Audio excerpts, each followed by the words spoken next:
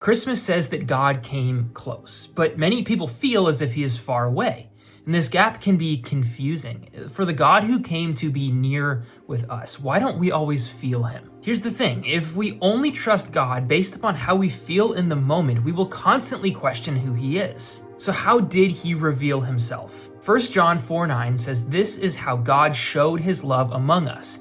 He sent his one and only Son into the world that we might live through him." The question becomes, can I really trust what we celebrate at Christmas? That God entered this world, that God became man, if I don't feel him in the moment? I think there are good reasons to say yes. Reason number one, Jesus existed. There really was a person named Jesus. It's not a Christian belief, it's a historical reality. Virtually all historians, including skeptical scholars, agree that Jesus was a real person who lived within the first century. We have early sources for this, including 4 ancient biographies that were written within living memory of his life. So he wasn't a legend. Reason number 2, this man who existed, Jesus, claimed to be God. Jesus made radical claims about who and what he was. Within the Jewish context of that time, Jesus did things and said things that only God Yahweh of the Old Testament did. These are things like using Yahweh's personal name, I am, sharing Yahweh's authority and attributes, or forgiving sins, or receiving worship. What really drives this point home is not what his followers said, but his opponents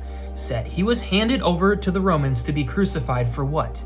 For blasphemy, claiming to be God. His audience knew exactly what he was claiming, and the resurrection validates this claim that he was God. Reason number 3, the Gospels, Matthew, Mark, Luke, and John, are preserved for us today. This means that we can trust them as being accurate. We know this by looking back at our earliest manuscripts that we have discovered and comparing all of the vast manuscripts that we do have. The Gospels were written early, copied widely, and carefully preserved. And that means that the testimony of Jesus, who he was and what he did, has not been changed. These 3 reasons give us confidence to trust in Jesus, who came in pursuit of you, who lived a perfect life, who went to the cross and died for your sins and rose from the grave. When God feels far, Christmas reminds us of something solid. God didn't wait for us to reach out to him, he stepped into our world. The Incarnation isn't a theory, it's a historical fact, a real event. If he did that, maybe the question isn't whether he is distant, but if we are willing to trust what he has already revealed.